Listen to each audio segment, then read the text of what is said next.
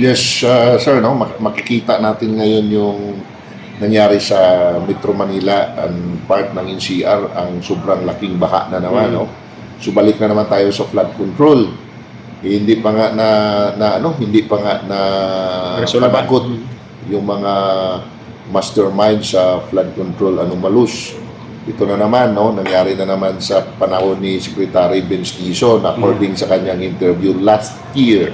Hindi ko malimutan, sabi niya ito daw ang daan sa IDSA na 1.2 billion na bayad na ay matibay daw ito at sigurado, no, na hindi na sayang ang pera ng bayan. O rehabilitation. So rehabilitation. Ngayon, tubig lang ang katapat, ulan ang katapat, nasira na. So ano bang klaseng sinasabi ni Secretary dyan? So dapat yung ganyan Secretary, para bang sa tingin ko parang irresponsible yung statement ko kasi hindi mo na siguro. Then magpakanda ka pa ng investigation for what? Bago bayaran ng gobyerno ang isang bayarin, idumadaan yan sa proseso, sir. Meron yang tinatawag na compliance, no? Meron yang approval ng quality control, no? Tama. Kasi babayad ba ang isang gobyerno sa hindi naman sigurado ng mga requirements? So yun ngayon ang testing kay Secretary, at ito'y katanungan galing sa task force kasanag na sinasabi mo noon na matibay. Anong matibay dyan? So para bang naglulukuhan lang tayo, no? Secretary Vince naman, huwag naman ganun. Kasi even ikaw pa rin ang may papananagutan dyan kasi ikaw ang nagsalita before na matibay. So anong matibay dyan? Sir Tapos John, magalit ka. Paano ka magalit na ikaw man ang implementing agency at the time? Sir John, ang total budget po ng EDSA Rehabilitation Project ay umabot po sa 5.8 billion pesos. Sa tingin nyo po, sapat po ito para maayos at maging excellent po ang trabaho sa rehabilitation or kulang? Yes, no, sa mababa nating kaalaman, no, hindi naman tayo engineer, pero in our own logic, no, ay para sa akin sapat na yan, sir, no, it's enough. At saka alam naman ng mga taga-kuha yan, no, kung paano magpa-release ng budget. At saka alam naman ng kuha niya na hindi yan babayaran, yung bilyon na yan, without proper documentation. Correct. At yun to ngayon ang katanungan, kasi nakita ko sa one of the interview ni Vince Dizon, no? Kaya ang DPWH, ang tawag ko na Dizon Public Works and Highways kasi siya na palagi ang nagsasalita in via.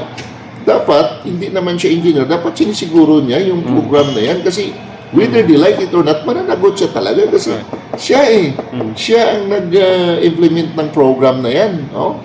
At marami talaga tayo, Sir Bernard, na nare-receive na, although this is subject for confirmation, no? Pero may mga bagay pa tayong pinaimbestigahan at if ever magkatotoo itong mga tungkol sa mga hingian na naman dyan, so I think 30%? wala na naman tayong pinipili dito, sir. If there is some corrupt official na alleged na magkaroon ng mga report sa atin at meron tayong matibay na ebidensya, so bibigay din natin ang bula sa Office of the Ombudsman, no? Kasi yun ang tamang proseso.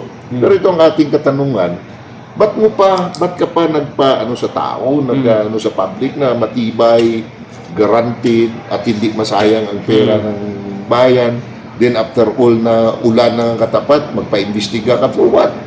Lukuhan yan, sir, na magpa-imbestiga ka. Alam mo na before, bago mo bayaran ng bilyon. Diba? May mga na-receive pa tayong information, may 30%, no, na ibinibigay kay EY. I don't mention na rin kasi EY pa lang. Iwan ko kung kilala lang si EY. But this is subject for investigation, no? At I think the Ombudsman, the COA will be aware of this situation dyan sa DPWH under the leadership of Dizon Public Works and Highways, no? And then even the President, dapat alamin na ng Presidente dyan, no? Na baka meron na namang hindi magandang nangyayari dyan sa loob, no? Kakaalis lang ni Bunuan, no? At ngayon subject for trial. So sana hindi mangyari yan kay Dizon Public Works sa Naiwis dyan, no? Para naman maayos na yung ating gobyerno, Sir Bernard. We will pray for them. Sir John, sa mahabang panahon, paulit-ulit lang po ang mga issue na marami pong nasasadlak o kinakasuhan kaugnay po sa korupsyon, lalo na po sa flood control. Pero sa ngayon po ay medyo hilaw pa rin po ang resulta na nakukuha ng taong bayan. Sino po may kakulangan?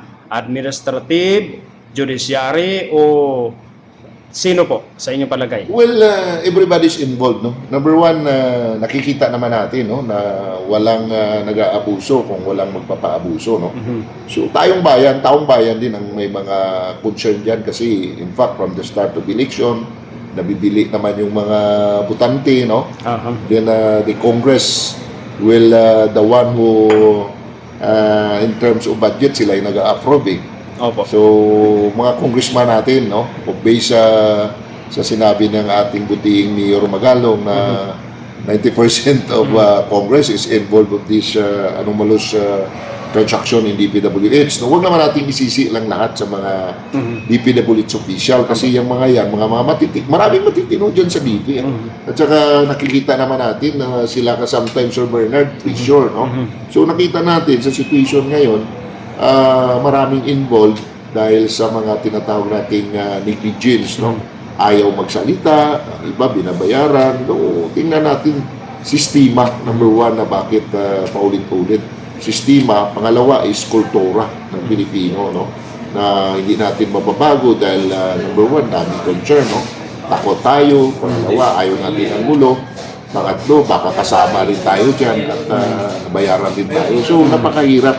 But anyway, that is not the problem. No? Ang importante may lumalaban. Kaya nga tayo sa Task Force sa Sanag, meron tayong mga alliances na this coming 21 na magkaroon tayo ng pagkakaisa, no? Yung mga alliances natin. We will fight them. Hindi tolerate natin yun. Sir John, kailangan pa rin labanan. sa ibang bansa like Saudi Arabia at maging ang China, napaka higpit po nila sa usaping korupsyon at talagang parusang kamatayan, bitay, firing squad ang pinapatupad. Kaya po, takot po ang kanilang mamamayan at maging mga taong gobyerno na mangurap at magdakaw. Sa iyong palagay, ito ba ay ang kulang na ipatupad dito sa ating bansa? Yes, number one nga, sabi ko nga sa Congress, no? Kasi lahat naman ng batas dadaan sa Congress, eh. Lahat naman ng mga budget approval dadaan sa Congress, eh.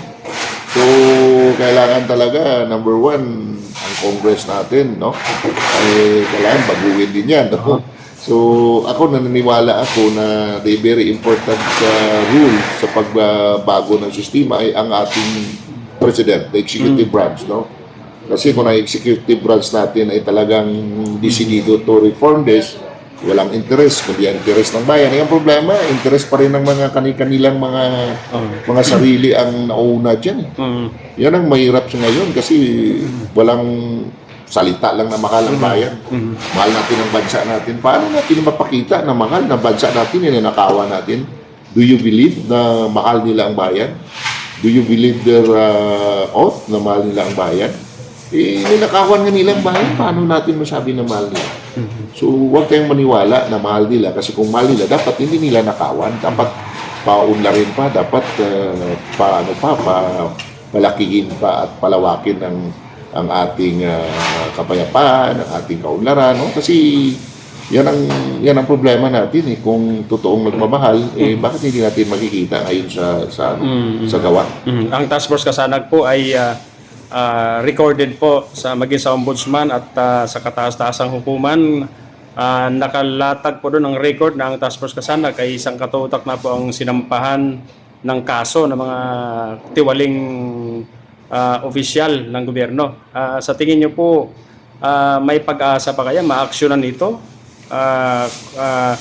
kahit ang sistema ng gobyerno ay kulang? Sa ako naniwala ako may pag-asa kasi nakikita ka naman. Lamat naman ng mga ginagawa natin kumpit ay may in return, may action naman eh. Well, in fact, may mga nasuspend din na nga eh. Yung iba, nagkaroon na ng mga positive result. No? Ang dami naman, no? I will not blame no sa office ng mga ombudsman sa ating portal kasi umaksyon naman.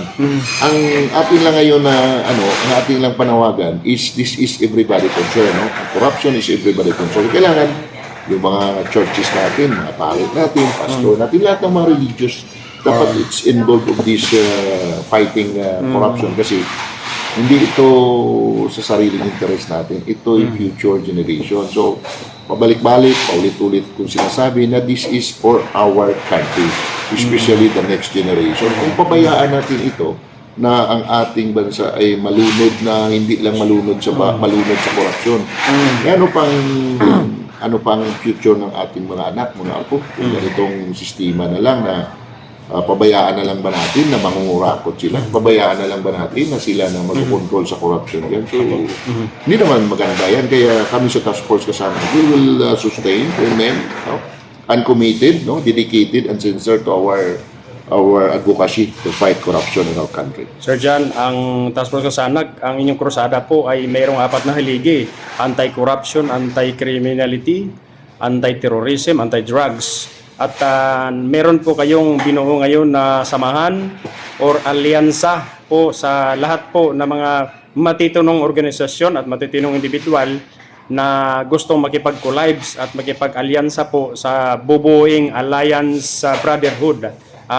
Maaari niyo po silang imbitahan. Yes, this coming August 21, meron na tayong binyo, alam mo na Sir Bernard, na may binyo na tayo. Then, at saka na lang natin inform or para for security reasons. So, we will celebrate or magkaroon tayo ng pagkakaisa.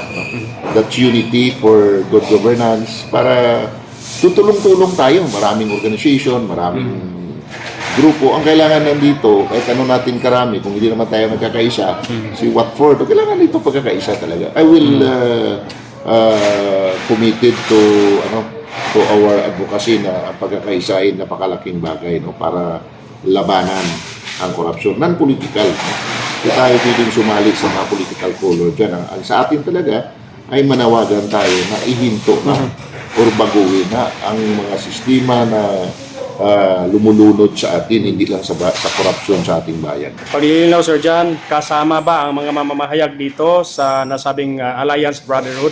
Yes sir, well in fact, sila nga gusto nating makasama kasi unang-una, alam nyo, from the very start, napakalaki ang role ng ating mga kasamaan sa media.